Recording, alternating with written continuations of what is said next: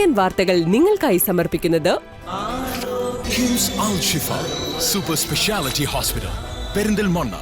മണ്ണാർക്കാടിനെ മാറോടണച്ച നാടിന്റെ സ്വന്തം bank Mannarkkad rural service സഹകരണ ബാങ്ക്. നമസ്കാരം, CCN വാർത്തകളിലേക്ക് സ്വാഗതം. പ്രധാന വാർത്തകൾ. പ്രാർത്ഥനകൾ വിഫലമായി. ചിക്കമംഗളൂരുവിൽ ട്രക്കിങ്ങിനിടെ കാണാതായ കടമ്പഴിപ്പുറം സ്വദേശി ശ്രീനന്ദയുടെ മൃതദേഹം കണ്ടെത്തി. 1500 അടി താഴ്ചയിലായിരുന്നു മൃതദേഹം. 4 ദിവസം മുൻപായിരുന്നു പെൺകുട്ടിയെ കാണാതായത്.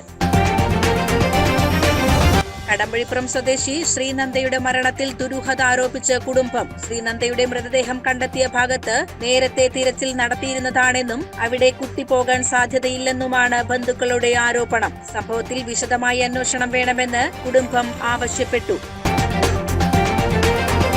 ഒറ്റപ്പാലത്ത് PK ശശി ജയിച്ചാൽ രാഷ്ട്രീയ പ്രവർത്തനം അവസാനിപ്പിക്കും. വിവാദമായതോടെ ഫേസ്ബുക്ക് പോസ്റ്റ് പിൻവലിച്ച് കോൺഗ്രസ് നേതാവ്. ചെത്തല്ലൂരിലെ ആദ്യ കോൺഗ്രസ് നേതാവും ഇപ്പോൾ കർഷക കോൺഗ്രസ് ജില്ലാ സെക്രട്ടറിയുമായ E. ഗോപാലകൃഷ്ണനാണ് ഇത്തരത്തിലുള്ള ഒരു പോസ്റ്റ് ഇട്ടത്. പാലക്കാട് ജില്ലയിലെ റെക്കോർഡ് പോളിംഗിന് പിന്നാലെ വലിയ അട്ടിമറികൾ പ്രതീക്ഷിച്ച് UDF. പാലക്കാടും മണ്ണാർക്കാടും നിലനിർത്തി 4 സീറ്റ് വരെ അധികം പിടിക്കാമെന്നാണ് കണക്കുകൂട്ടൽ. ഉറച്ച കോട്ടകൾ തകരില്ലെന്ന് LDF കരുതുമ്പോൾ NDA ക്യാമ്പ് വർദ്ധിത ആത്മവിശ്വാസം പ്രകടിപ്പിക്കുന്നില്ല.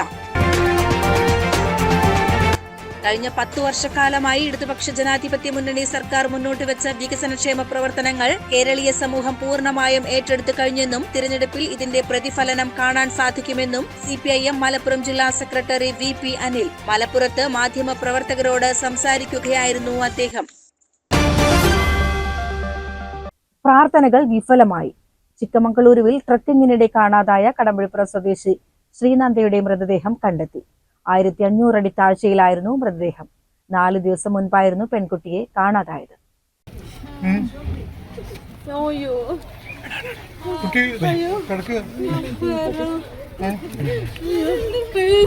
കടമ്പഴിപ്പുറം സ്വദേശിയായ 14-കാരിയുടെ മൃതദേഹം ബാബ ബുധൻഗിരിക്ക് താഴെ ഹർഷന ഗുപ്പയിലെ 1500 അടി താഴ്ചയുള്ള കൊക്കയിൽ നിന്നാണ് കണ്ടെത്തിയത്. മൃതദേഹം ശ്രീനന്ദയുടേതാണെന്ന് തിരച്ചിലിൽ സംഘത്തോടൊപ്പം ഉണ്ടായിരുന്ന പാലക്കാട് SI സുനിൽ സ്ഥിരീകരിച്ചു. കഴിഞ്ഞ ചൊവ്വാഴ്ച വൈകിട്ട് കുടുംബാംഗങ്ങളും സുഹൃത്തുക്കളും ഉൾപ്പെടുന്ന 40 അംഗ സംഘത്തോടൊപ്പം വിനോദയാത്രയ്ക്ക് എത്തിയതായിരുന്നു ശ്രീനന്ദ. ബാബ ബുധൻഗിരിയിലെ മാണിക്യധാര വെള്ളച്ചാട്ടത്തിന് സമീപത്തെ വ്യൂ പോയിന്റിൽ വെച്ചാണ് കുട്ടിയെ കാണാതാകുന്നത്. വൈകിട്ട് 5:20 വരെ കുട്ടി മാതാപിതാക്കളുടെ കൂടെ ഉണ്ടായിരുന്നുവെങ്കിലും പെട്ടെന്നുള്ള തിരോധാനം എല്ലാവരെയും ഞെട്ടിച്ചു. തുടർന്ന് പോലീസും വനംവകുപ്പും അഗ്നിരക്ഷാ സേനയും ഉൾപ്പെടുന്ന 200 അംഗ പ്രത്യേക സംഘം തിരച്ചിൽ ആരംഭിച്ചു. തെർമൽ ക്യാമറകളും ഡ്രോണുകളും ഉപയോഗിച്ച് കൊക്കകളിലും കാടിനുള്ളിലും വ്യാപകമായ പരിശോധന നടത്തി. കുട്ടി വെള്ളച്ചാട്ടത്തിൽ വീഴാൻ സാധ്യതയില്ലെന്ന് ആദ്യഘട്ടത്തിൽ കരുതിയതിനാൽ തട്ടിക്കൊണ്ടുപോയതാകാമെന്ന സംശയത്തിലായിരുന്നു അന്വേഷണം മുന്നോട്ടു പോയിരുന്നത്. കേരള പോലീസും കർണാടക പോലീസിനൊപ്പം തിരച്ചിലിനായി സ്ഥലത്തെത്തിയിരുന്നു. കടമ്പഴിപ്പുറത്തെ രമേശ് രോഹിണി ദമ്പതികളുടെ മകളായ ശ്രീനന്ദ SLC പരീക്ഷ എഴുതി ഫലം കാത്തിരിക്കുകയായിരുന്നു. കൂടെയുണ്ടായിരുന്ന സംഘത്തിലെ 15 പേർ തിരച്ചിലിന് സഹായമായി കഴിഞ്ഞ ദിവസങ്ങളിൽ അവിടെ തങ്ങിയിരുന്നു. ഇൻക്വസ്റ്റ് നടപടികൾ പൂർത്തിയാക്കി മൃതദേഹം നാട്ടിലെത്തിക്കാനുള്ള ശ്രമങ്ങൾ തുടരുകയാണ്. CCN കടമ്പഴിപ്പുറം. ചിക്കമംഗളൂരുവിൽ ട്രക്കിങ്ങിനിടെ കാണാതാകുകയും പിന്നീട് മരിച്ച നിലയിൽ കണ്ടെത്തുകയും ചെയ്ത ശ്രീനന്ദയുടെ വിയോഗത്തിൽ കുടുംബാംഗങ്ങളുടെ ദുഃഖത്തിൽ പങ്കുചേരുന്നതായി VK ശ്രീകണ്ഠൻ MP. ശ്രീനന്ദയുടെ മരണവുമായി ബന്ധപ്പെട്ട തുടർ നടപടികൾ വേഗത്തിലാക്കാൻ കർണാടക പോലീസുമായി ഇടപെടൽ നടത്തുമെന്നും ശ്രീകണ്ഠൻ പറഞ്ഞു. ഇന്നലെ മിന്നാന്ന് ഡ്രോണും ഫയർഫോഴ്സിന്റെ സംഭവങ്ങളൊക്കെ നോക്കുമ്പോൾ അവിടെ കുട്ടിയില്ല. ഡ്രോൺ നോക്കിയിരുന്നു, അവിടെ കുട്ടിയില്ല. അപ്പൊ ഒന്നും കുട്ടിയില്ല. ഇപ്പൊ ഇന്ന് രാവിലെ നോക്കുമ്പോ കുട്ടിയെ കാണണമെങ്കിൽ എന്റെ ദുരൂഹതയില്ലാതെ 4 ദിവസം നീണ്ട തിരച്ചിലിനൊടുവിൽ ബാബ ബുധൻഗിരിക്ക് താഴെ ഹർഷന ഗുപ്പയിലെ 1500 അടി താഴ്ചയുള്ള കൊക്കയിൽ നിന്നാണ് മൃതദേഹം കണ്ടെത്തിയത്. എന്നാൽ പരിശോധന പൂർത്തിയാക്കിയ സ്ഥലത്ത് നിന്ന് തന്നെയാണ് ഇപ്പോൾ മൃതദേഹം കണ്ടെത്തിയിരിക്കുന്നത് എന്നത് സംശയങ്ങൾക്കിടയാക്കുന്നുവെന്ന് കുടുംബാംഗങ്ങൾ പറയുന്നു. ശ്രീനന്ദ തനിച്ച് ഈ ഭാഗത്തേക്ക് പോകില്ലെന്നും മരണത്തിൽ അസ്വാഭാവികതയുണ്ടെന്നും അവർ ആരോപിച്ചു. കുട്ടി ഒറ്റക്ക് വഴിമാറിയേറ്റം പോയിരുന്നു. ഇല്ല, ഒരു സൈഡിൽ സപ്പോസ് നമ്മൾ ലാസ്റ്റ് കണ്ടല്ല. ഇപ്പോൾ ഇതിൻ്റെ ഓപ്പോസിറ്റ് സൈഡ് ഞാൻ പറഞ്ഞ ഒരു കടയുടെ സൈഡിൽ ഡോഗ് കയറി എന്ന് പറഞ്ഞില്ലേ, അതിൻ്റെ അവിടെ നിന്ന് ചെറിയൊരു വ്യൂ ഉണ്ട്. അങ്ങോട്ട് കയറി അവിടെ ആയിരുന്നു സംഭവിച്ചിരുന്നെങ്കിൽ ഓക്കെ, നമുക്കതൊരു ആക്സിഡൻ്റാന്ന് ഉറപ്പില്ലായിരുന്നു. അവിടെ തന്നെ ഈ വെള്ളച്ചാട്ടം തൊട്ട് തന്നെയാണോ? വെള്ളച്ചാട്ടം കുറച്ചുകൂടെ അപ്പുറത്താണ്. അവിടേക്കൊരു 100-150 മീറ്റർ ആണ്. അവിടേക്ക് പോകുകയാണെങ്കിലും നിങ്ങൾ ഒന്നിച്ചേ പോകുള്ളൂ. അവിടേക്ക് പോകുകയാണെങ്കിൽ ഇവരെ ക്രോസ് ചെയ്തല്ലേ പോകാൻ പറ്റുള്ളൂ. ഇവരവിടെ ആൾറെഡി നിൽപ്പുണ്ട്. ആ ഭാഗത്ത് പോയിരുന്നോ നിലവിൽ? ഇല്ല ഇല്ല. ഞാൻ പോയിരുന്നു. ആ. ഞാൻ ആദ്യം അവിടെ പോയിരുന്നു. അത് കഴിഞ്ഞിട്ടാണ് തിരിച്ചിങ്ങോട്ട് വന്നത്. ശ്രീനന്ദക്കൊപ്പം ഉണ്ടായിരുന്ന സുഹൃത്തുക്കൾ എന്താണ് പറയുന്നത്? അവർ ഇതന്നെ പറഞ്ഞു. അവരവിടെ നിൽക്കുമ്പോഴാണ് നിങ്ങൾ മുകളിലോട്ട് കയറി പോയെന്ന് പറഞ്ഞു. ഏതാനും മിനിറ്റുകൾ കൊണ്ടാണ് സംഭവിക്കുന്നത്. അപ്പോൾ മറ്റ് ശബ്ദങ്ങളോ ഒന്നും കേട്ടിരുന്നില്ല? ഒന്നും കേട്ടില്ല. ഇതിപ്പോൾ ഒരു 1500 അടി താഴ്ചയിലാണ് മൃതദേഹം കണ്ടെത്തിയത് എന്നാണ്. അല്ല, ഇപ്പം അവിടെ നിന്ന് വിളിച്ചപ്പോൾ സതീഷാണ് വിളിച്ചത്. സതീഷ് പറഞ്ഞാൽ ഒരുപാട് താഴ്ത്തൊന്നല്ല, കുറച്ച് മുകളിൽ തന്നെ നമ്മൾ ഇറങ്ങിപ്പോയി അത്ര ഡിസ്റ്റൻസ് തന്നെ ഉള്ളൂന്ന് പറഞ്ഞു. അപ്പോൾ കഴിഞ്ഞ ദിവസം ഈ ഡ്രോൺ അടക്കം ഉപയോഗിച്ച് പരിശോധന നടത്തിയിട്ട് എന്തുകൊണ്ട് കണ്ടെത്താൻ വേണ്ടി സാധിച്ചില്ല? അത് തന്നെ. ഇത് സപ്പോസ് സംശയം ഇത് ഏതോ അപകടം എന്തോ മനഃപൂർവ്വം ഇവിടെ കൊണ്ടുവന്നിട്ടായിരുന്നു ഇന്നലെ രാത്രിയിൽ.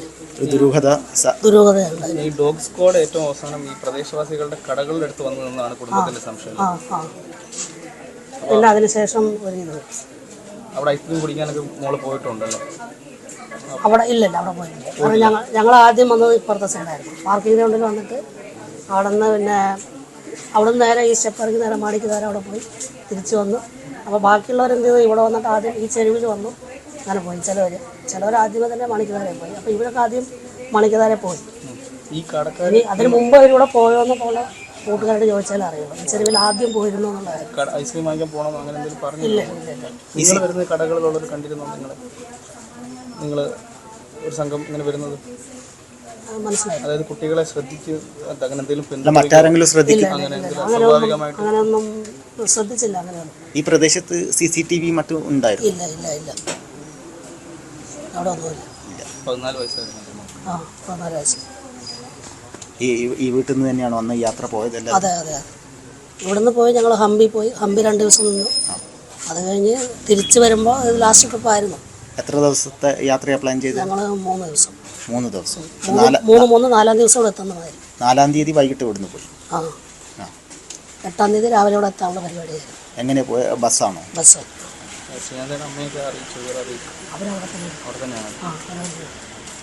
ശ്രീനന്ദക്ക് വേറെ സഹോദരനുണ്ടോ?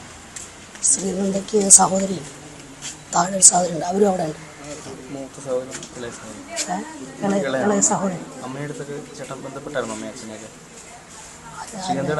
അച്ഛനമ്മ അവിടെ ഉണ്ട്. ഇല്ല, അവരവിടെ ഉണ്ട്. അവിടെ നിന്ന് ഞാൻ മാത്രമാണ് പോകുന്നത്.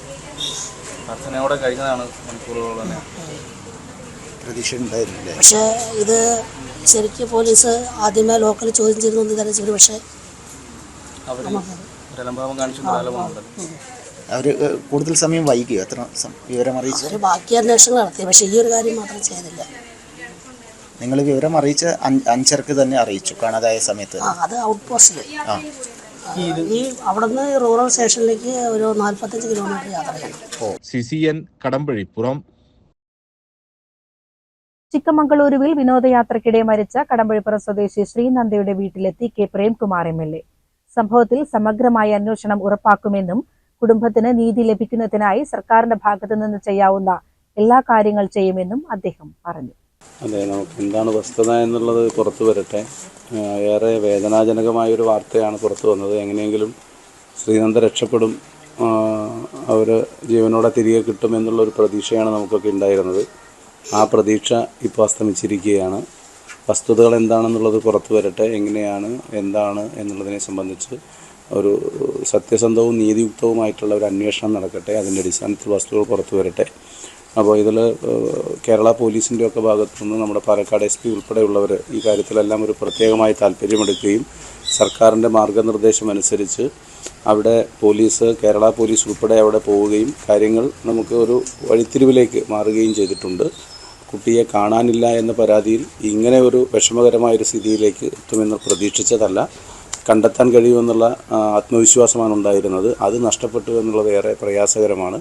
തുടർന്നുള്ള കാര്യങ്ങളിൽ കുടുംബാംഗങ്ങളുടെ രക്ഷിതാക്കളുടെയൊക്കെ അവരുടെ ആശങ്കകൾ ഉൾപ്പെടെ ദൂരീകരിക്കപ്പെടേണ്ടതുണ്ട്. വസ്തുത പുറത്തു വരട്ടെ. കുട്ടിയുടെ പോസ്റ്റ്മോർട്ടം ഉൾപ്പെടെ ശരിയായ നിലയിൽ നടക്കട്ടെ. അതിനുശേഷം ആ കാര്യങ്ങളെ സംബന്ധിച്ച് നമുക്ക് കൃത്യമായി മനസ്സിലാക്കുകയും അതിൻ്റെ അടിസ്ഥാനത്തിൽ പ്രതികരിക്കുകയും ചെയ്യാമെന്നുള്ളതാണ് സൂചിപ്പിക്കാനുള്ളത്.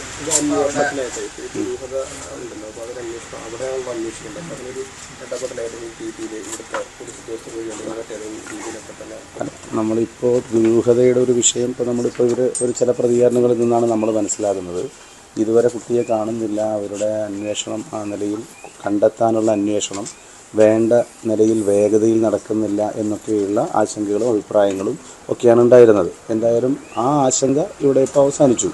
ഇനി അടുത്തൊരു ഘട്ടത്തിൽ എങ്ങനെയാണ് എന്നുള്ളതിനെ സംബന്ധിച്ച്, ഒരു സിസ്റ്റം എന്നുള്ള നിലയിൽ എങ്ങനെയാണ് അതിലെന്നുള്ളതിനെ സംബന്ധിച്ച് ആവശ്യമായിട്ടുള്ള എല്ലാ പിന്തുണയും കേരള പോലീസിൻ്റെയും ഇപ്പോൾ സർക്കാർ എന്ന നിലയിൽ സാധ്യമായ നിലയിലുള്ള എല്ലാ സഹായവും ഈ കാര്യത്തിൽ സത്യസന്ധമായി അന്വേഷണം നടത്തി മുന്നോട്ട് പോകാനുള്ള മുൻകൈ ഉണ്ടാവും. ഇക്കാര്യം കൂടി ബന്ധപ്പെട്ട മുഖ്യമന്ത്രി ഉൾപ്പെടെയുള്ളവരുടെ ശ്രദ്ധയിൽ എത്തിക്കുകയും ചെയ്യും. അല്ല, അതിനെ സംബന്ധിച്ച് എനിക്ക് പ്രതികരിക്കാൻ കഴിയുന്നൊരു സാഹചര്യമില്ല ഇപ്പോൾ. കാരണം എല്ലാവർക്കും അറിയുന്നത് പോലെ തെരഞ്ഞെടുപ്പിൻ്റെ ഒരു കോഡ് ഓഫ് കോണ്ടക്റ്റ് നിലനിൽക്കുന്ന സമയമാണ്.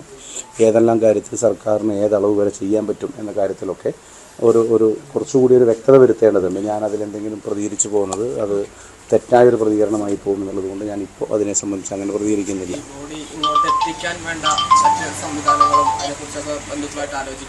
അല്ല, ആദ്യം ഇപ്പോൾ നമ്മൾ മനസ്സിലാക്കുന്നത് അവരുടെ കുടുംബാംഗങ്ങളെ കോൺടാക്റ്റ് ചെയ്യാൻ പോലും ഇപ്പോൾ പറ്റുന്നില്ല. അവിടെ ഫോൺ റേഞ്ച് ഇല്ല എന്നാണ് മനസ്സിലാക്കുന്നത്. അപ്പോൾ അവരവിടെ എത്തി.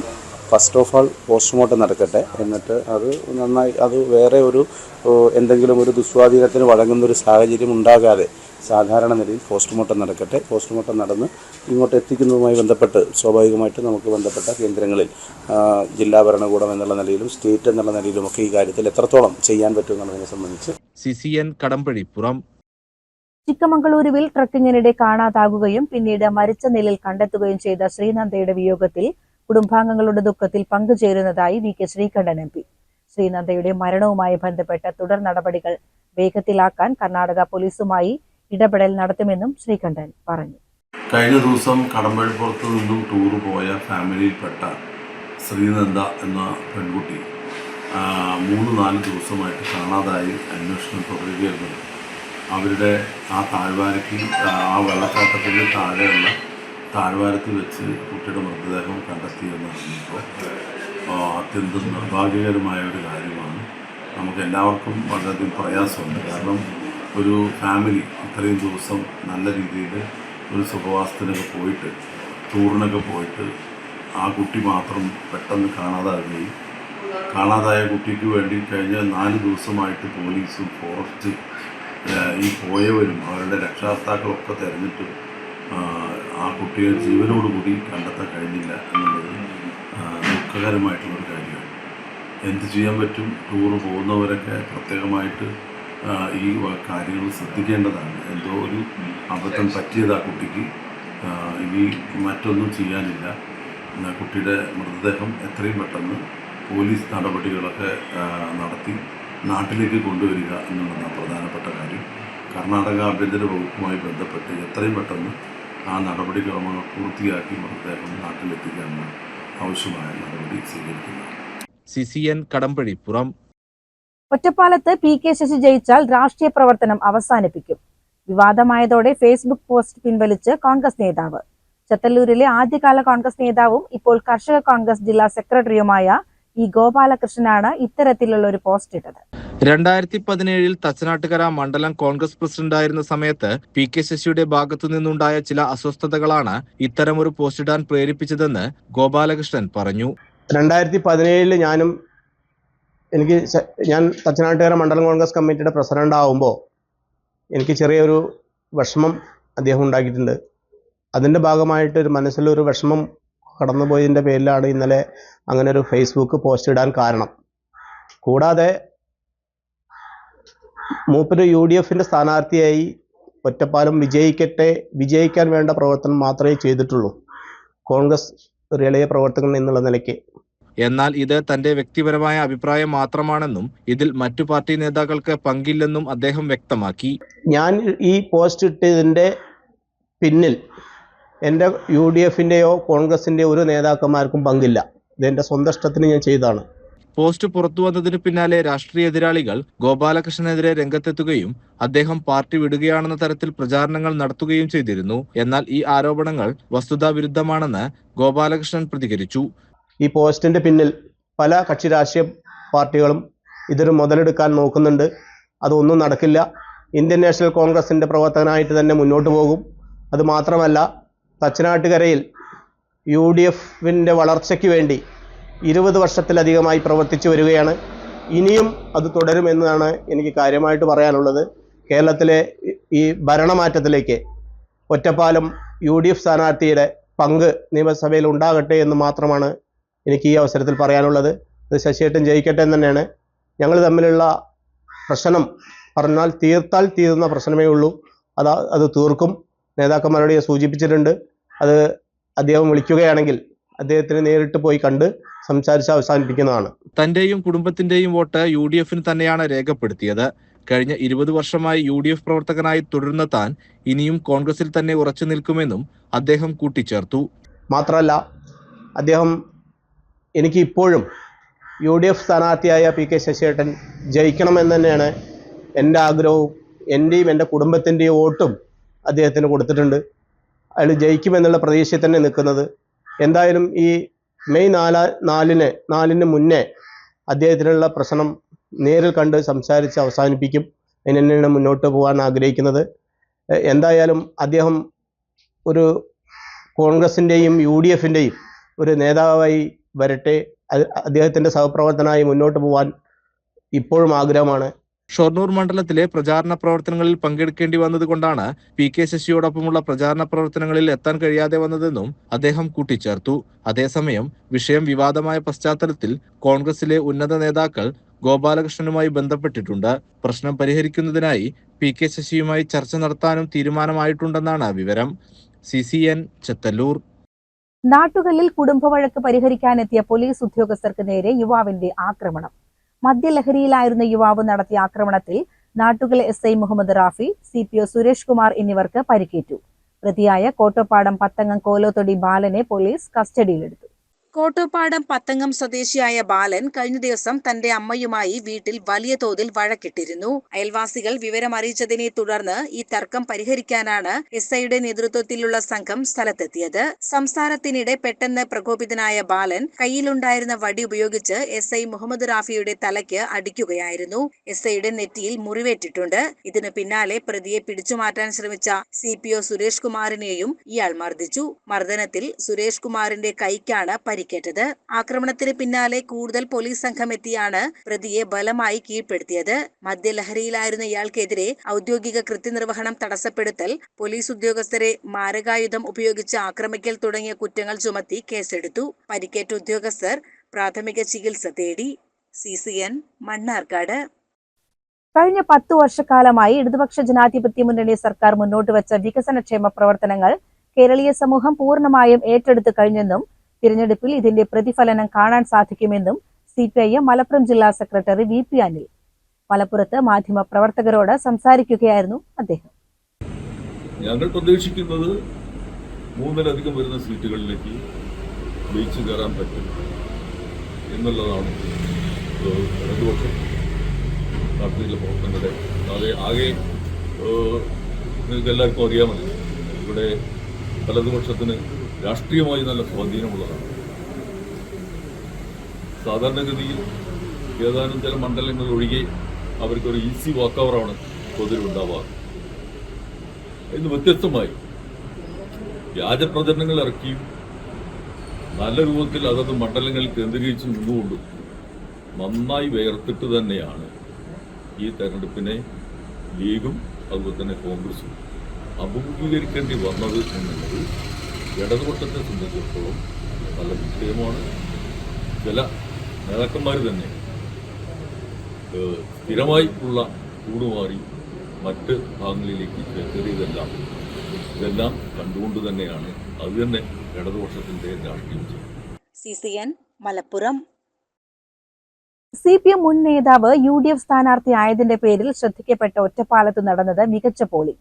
രാവിലെ മുതൽ മന്ദഗതിയിൽ അധികം നീളാത്ത വരികളിൽ തുടങ്ങിയ പോളിംഗ് വൈകുന്നേരമായപ്പോഴേക്കും മികച്ച പോളിംഗിലേക്ക് എത്തി. ഏറ്റവും ഒടുവിൽ വിവരം കിട്ടുമ്പോൾ 79.5% ഒറ്റപ്പാലത്തെ പോളിംഗ്. കഴിഞ്ഞ തവണത്തെക്കാളും 5% പോളിംഗ് വർദ്ധിച്ചത് ഒറ്റപ്പാലത്തെ ത്രികോണ പോരാട്ടത്തെ സൂചിപ്പിക്കുന്നു. രാവിലെ 7 മണിക്കു തന്നെ ഭൂരിഭാഗം പോളിംഗ് ബൂത്തുകളിലും ആളുകൾ എത്തിയിരുന്നു. ആദ്യ 1 മണിക്കൂറിൽ പല ബൂത്തുകളിലും തിരക്കുണ്ടായിരുന്നു. ചിലയിടത്ത് വോട്ടിംഗ് യന്ത്രത്തിന് വേഗം കുറവായതായിരുന്നു തിരക്കിന് കാരണം. പിന്നീട് തടസ്സങ്ങളില്ലാതെ പോയി. 9 മണിയായപ്പോഴേക്കും 16.75% പോളിംഗ്. പിന്നീട് ഓരോ ഘട്ടത്തിലും വോട്ടർമാർ തിരക്കില്ലാതെ വോട്ട് ചെയ്ത് മടങ്ങി. 11 മണിക്ക് 34.01% 1 മണിയായപ്പോഴേക്കും 51.05% കടന്നു. അപ്പോഴും ഒരിടത്തും വോട്ടർമാരുടെ നീണ്ട നിരകളുണ്ടായിരുന്നില്ല. 3 മണിയായപ്പോഴേക്കും പോളിംഗ് 64%, 5 മണിക്ക് 76% എത്തി. ഒടുവിൽ 80%-ത്തോടടുത്താണ് പോളിംഗ് സമാപിച്ചത്. ചിലയിടത്ത് കള്ളവോട്ടുകൾ ചെയ്തുവെന്ന ആരോപണമുയർന്നതൊഴിച്ചാൽ കാര്യമായ പ്രശ്നങ്ങൾ മണ്ഡലത്തിലില്ല. പോളിംഗ് ഉയർന്നത് ആർക്ക് ഗുണമാകുമെന്ന കണക്കുകൂട്ടലിലാണ് LDF, UDF, NDA മുന്നണികൾ. CCN ഒറ്റപ്പാലം. പാലക്കാട് ജില്ലയിലെ റെക്കോർഡ് പോളിംഗിന് പിന്നാലെ വലിയ അട്ടിമറികൾ പ്രതീക്ഷിച്ച് UDF. പാലക്കാടും മണ്ണാർക്കാടും നിലനിർത്തി 4 സീറ്റ് വരെ അധികം പിടിക്കാമെന്നാണ് കണക്കുകൂട്ടൽ. ഉറച്ച കോട്ടകൾ തകരില്ലെന്ന് LDF കരുതുമ്പോൾ NDA ക്യാമ്പ് വർദ്ധിത ആത്മവിശ്വാസം പ്രകടിപ്പിക്കുന്നില്ല. ജില്ലയിലെ പോളിംഗ് ശതമാനം ആകെ 80 കടന്നത് 3 മുന്നണികൾക്കും ചങ്കിടിപ്പേറ്റുന്നതാണ്.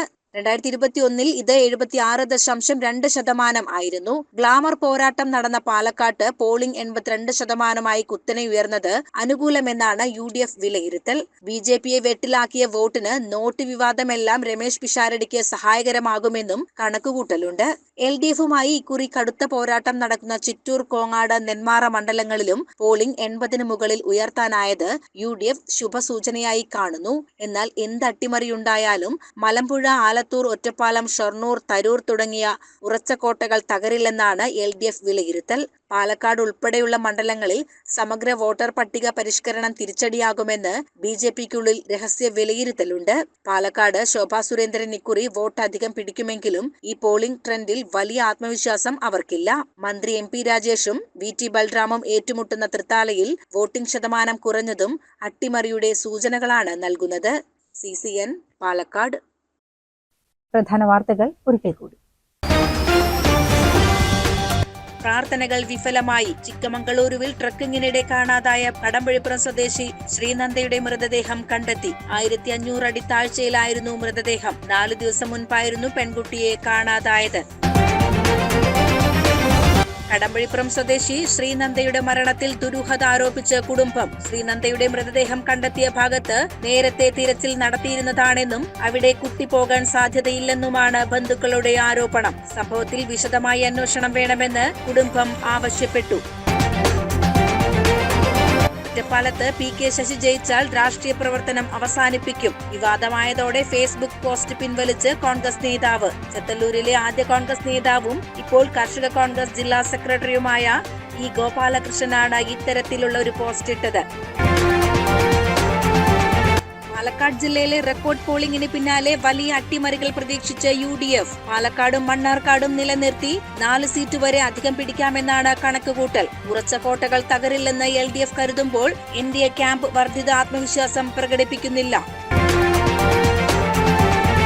കഴിഞ്ഞ 10 വർഷക്കാലമായി ഇടതുപക്ഷ ജനാധിപത്യ മുന്നണി സർക്കാർ മുന്നോട്ട് വെച്ച വികസനക്ഷേമ പ്രവർത്തനങ്ങൾ കേരളീയ സമൂഹം പൂർണ്ണമായും ഏറ്റെടുത്തു കഴിഞ്ഞെന്നും തിരഞ്ഞെടുപ്പിൽ ഇതിന്റെ പ്രതിഫലനം കാണാൻ സാധിക്കുമെന്നും CPIM മലപ്പുറം ജില്ലാ സെക്രട്ടറി VP അനിൽ മലപ്പുറത്ത് മാധ്യമപ്രവർത്തകരോട് സംസാരിക്കുകയായിരുന്നു അദ്ദേഹം.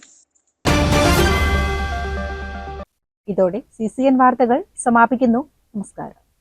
CCN വാർത്തകൾ നിങ്ങൾക്കായി സമർപ്പിച്ചത് കിംസ് അൽ ഷിഫ സൂപ്പർ സ്പെഷ്യാലിറ്റി ഹോസ്പിറ്റൽ പെരിന്തൽമണ്ണ.